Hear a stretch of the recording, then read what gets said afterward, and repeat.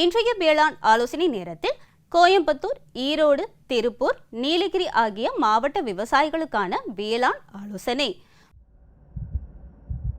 வரும் 5 நாட்களில் மேற்கு மண்டலத்தின் அனைத்து மாவட்டங்களிலும் மழை எதிர்பார்க்கப்படுகிறது. காற்றின் வேகமானது மணிக்கு 4 முதல் 20 கிலோமீட்டர் வரை எதிர்பார்க்கப்படுகிறது.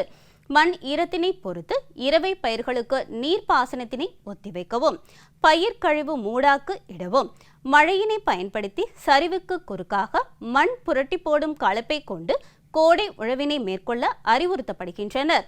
மழை எதிர்பார்க்கப்படுவதால் நீர்ப்பாசன வசதியுள்ள பகுதிகளில் குறுகிய கால நெல் சாகுபடிக்கு நாற்றங்கால் தயார் செய்யவும். எதிர்பார்க்கப்படும் மழையை பயன்படுத்தி சோளத்திற்கு 1 ஹெக்டேருக்கு 50 கிலோ யூரியா என்ற அளவில் 2வது மேலுரமாக இட்டு மண்ணின் ஈரப்பதத்தை பொறுத்து நீர்ப்பாசனம் செய்யவும்.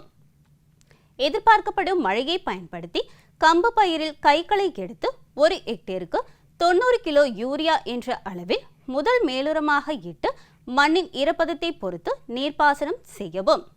அறுவடை செய்யப்படாத எள் பயிர் சாய்ந்து இருந்தால் காற்றோட்டம் ஏற்படுமாறு சாய்ந்த செடிகளை விலக்கிவிடவும். நன்றாக வெயில் வந்தவுடன் அறுவடை செய்யவும். உள்ளூர் பகுதிகளில் சுழல் காற்று மற்றும் இடியுடன் கூடிய கோடை மழை பொழிய வாய்ப்புள்ளது.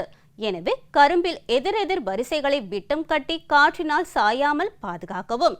மழை பெய்துள்ளதால் ஏற்பட்ட மண்ணின் ஈரப்பதத்தை கொண்டு பின்பருவ கரும்பு நடவை தொடர்ந்து மேற்கொள்ளவும்.